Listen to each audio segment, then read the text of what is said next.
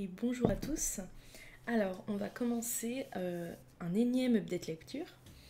Donc là, je vais vous parler de 4 livres. Donc le premier tome de Le sang et la cendre de Jennifer et Larmentrout aux éditions de Saxus. Donc voilà. Donc ça va être, donc je vais vous faire rapidement le résumé. Donc une pucelle. Donc Poppy, c'est une jeune fille qui a été choisie dès la naissance euh, pour inaugurer une nouvelle ère du royaume. Donc ses parents ont été tués quand elle était jeune et elle vit recluse et surprotégée depuis. Donc une vie solitaire sans être touchée ni même regardée, sans contact avec l'extérieur et avec un seul moment à attendre, le jour de son ascension. Un devoir. L'avenir du royaume tout entier repose sur ses épaules, mais elle n'est pas sûre de vouloir cette destinée, parce qu'elle a un cœur, une âme, et qu'elle préférait combattre les créatures qui ont causé la mort de ses parents. Et quand Hawke, un garde d'honneur chargé de la protéger jusqu'à l'ascension, fait irruption dans sa vie, il remet en question ses principes, ses croyances, jusqu'à la tentation de l'interdit. Elle l'interdit parce que c'est une pucelle. Eh oui. Et un royaume abandonné par les dieux et craint par les mortels, un autre royaume déchu se soulève, déterminé à reprendre ce qui lui est dû par la violence et la vengeance. Et alors que la menace se rapproche, Poppy est non seulement sur le point de perdre son cœur et d'être jugée indigne par les dieux, mais aussi sa propre vie à mesure que tout ce qui constituait son univers s'écroule inexorablement. Waouh. Ça a été une claque, un coup de cœur. Voilà, ça faisait très longtemps que j'entendais parler de ce livre, mais je m'étais pas lancée. Ça faisait quelques temps que j'ai dans ma bibliothèque, mais je m'étais pas encore lancée dans la lecture de ce petit bébé.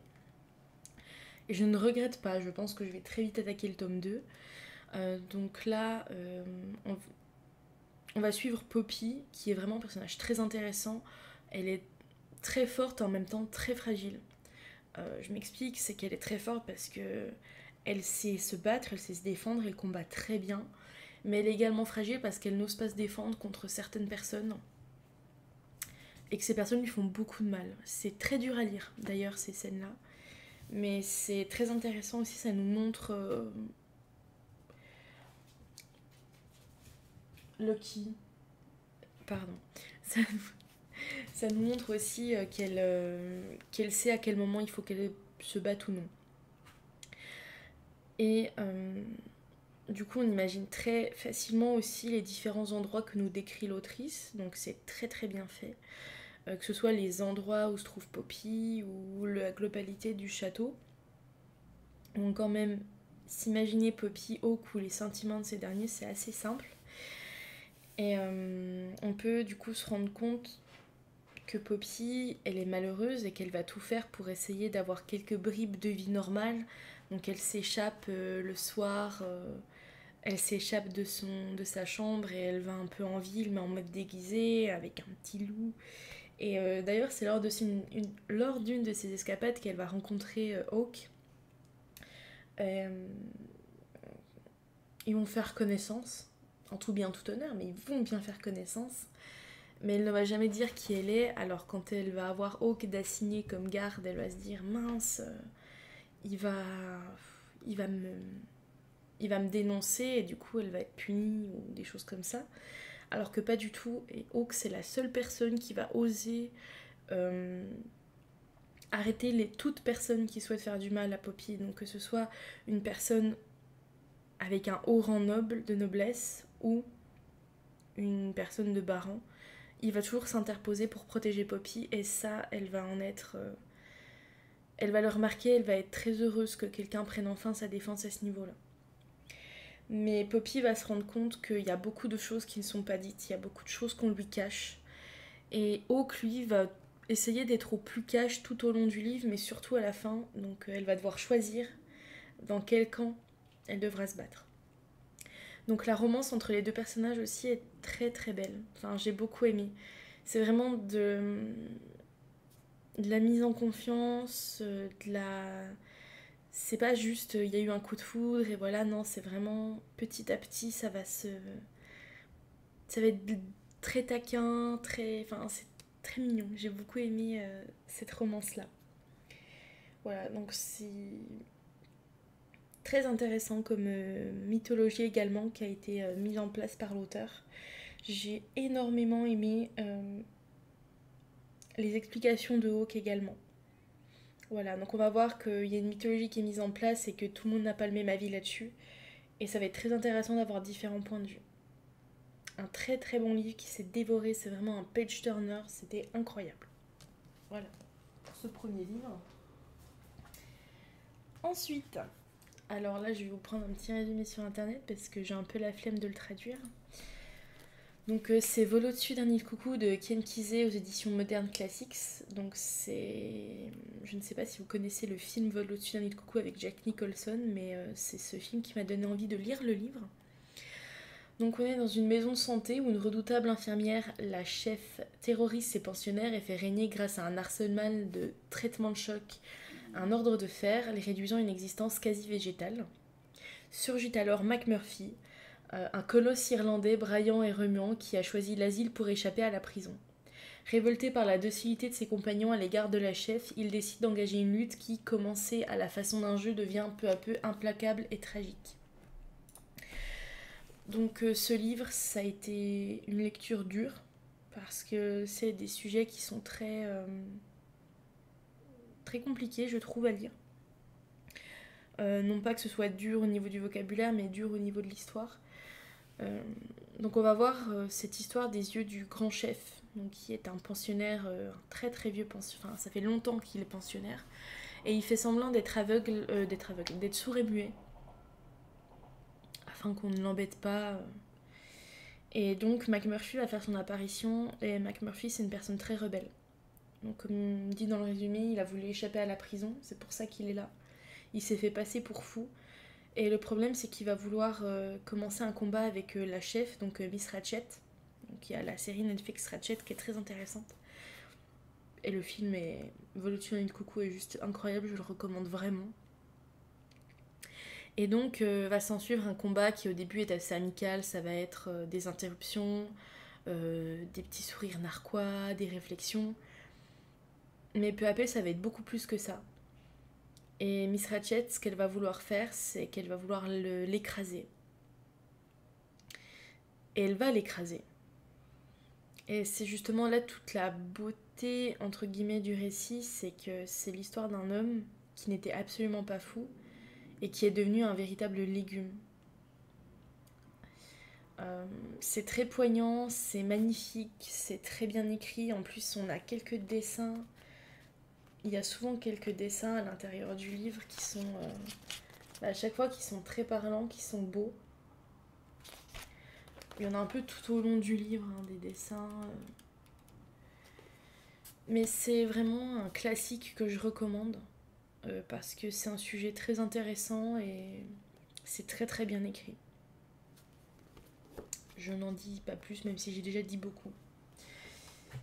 Suite à ça, j'ai pu lire Blackwater, donc le tome 1, La crue de Michael McDowell aux éditions Monsieur Toussaint Louverture.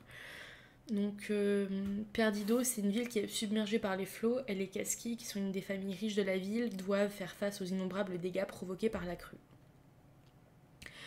Donc mené par Marie-Love, la puissante matriarche, et par Oscar, son fils bien-aimé et dévoué, le clan s'apprête à se relever, mais c'est sans compter sur l'apparition soudaine et mystérieuse d'Elinor Damer. C'est une jeune femme séduisante au passé trouble, dont le seul dessein semble être de s'immiscer au cœur de la famille Casquet. Donc, j'ai bien aimé ma lecture, mais je m'attendais à autre chose. En fait, je ne sais pas pourquoi, pour moi, c'était un livre de piraterie. Donc, quelle ne fut ma déception de ne voir rien de cela. Mais c'était tout de même une bonne lecture fluide, parce que les livres sont courts et les chapitres également, donc ça rythme bien. Et c'est intéressant de voir Elinor s'immiscer dans la famille petit à petit. Mais on sent que c'est pas une personne méchante, mais par contre elle se débarrasse très facilement des personnes qui se mettent en travers de son chemin. Que ce soit au fond d'une rivière ou au détour d'un voyage en voiture dont elle ne fait pas partie, elle se débarrasse très bien des personnes. Donc j'ai hâte de voir le mystère et le fantastique de ce livre, parce qu'en fait, en le lisant comme ça, si on lit pas entre les lignes, on voit pas le fantastique. Alors qu'il y en a. Et j'ai vraiment hâte de lire la suite, par contre, pour découvrir qu'est-ce qu'est Elinor. Donc je vais vous lire un tout petit passage du livre que j'ai... qui est au début du livre, mais qui me donne envie justement de lire les prochains tomes. Elle fit un pas en direction de la rive où sa valise était posée. Et si Annibel n'avait pas été prise d'un tel tournis, elle aurait pu constater que le pied soulevé hors de l'eau par mademoiselle Elinor n'était pas aussi blanc et menu que celui qui reposait déjà sur le sable, mais paraissait totalement différent, large, plat, gris et comme palmé. Et voilà, on ne sait pas ce que c'est cette Elinor. Donc une bonne lecture, intéressant, avec vraiment un très bon rythme, et qui nous donne envie d'en apprendre plus sur cette Elinor. Hein. Voilà mon point de vue sur la crue. Voilà. Et pour terminer, ma petite lecture du tome 1 d'Iscari, Asha, tueuse de dragons, donc par Kristen Ciccarelli, aux éditions Gallimard Jeunesse. Donc déjà, c'est la beauté de ce livre. Ça doit faire plus de 2 ans, même 3 ans, qu'il traîne dans ma bibliothèque et que je ne prends jamais le temps de le lire. Eh bien, c'est chose faite. Ce fut fait en 2 jours. Donc, le résumé. Au royaume de Firgrad, les légendes sont interdites. Elles sont dangereuses. Pourtant, le sort d'Asha, princesse solitaire, leur semble étroitement lié. Asha est une tueuse de dragons crainte par tout son peuple. Elle est Iscari. Asha, c'est un perso hyper badass. Donc, pourquoi les légendes sont interdites? Parce qu'elles donnent du pouvoir aux dragons. Et les dragons, c'est grand, c'est méchant, ça crache du feu. Bouh. Voilà. Donc, Asha, elle va passer son temps à tuer les dragons pour se racheter. Pour se racheter de quoi? Se racheter du fait que le premier dragon, nommé Kozu, ait cramé la moitié de la ville et la moitié de son corps au passage à cause d'elle.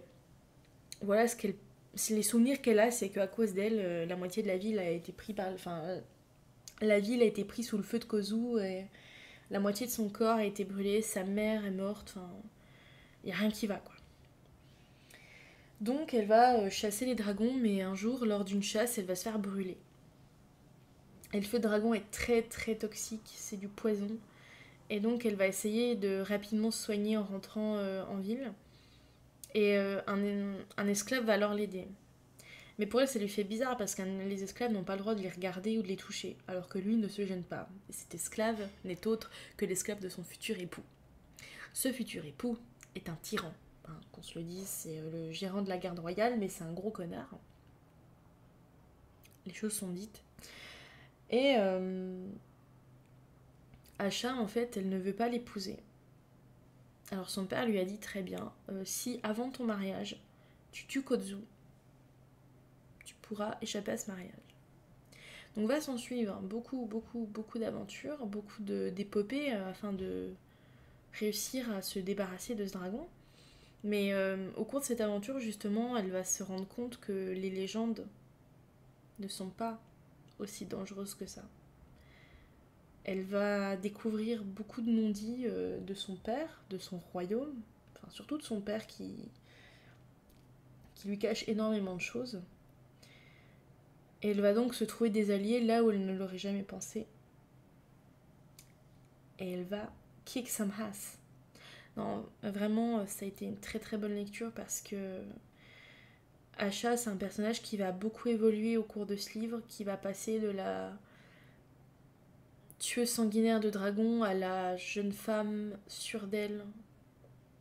Mais elle va passer par beaucoup d'autres choses avant. Donc on va aussi découvrir une superbe mythologie à travers ce livre, donc, qui a été créé par l'autrice. Et c'était superbe à lire.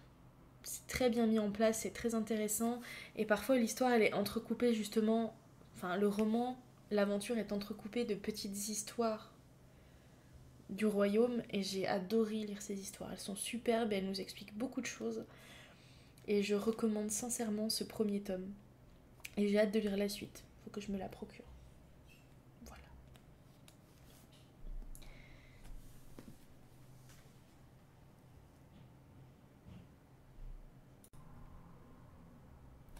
Donc c'est tout pour cette update lecture, j'espère que ça vous aura plu. Si vous avez lu ces livres, n'hésitez pas à me donner également votre avis dessus.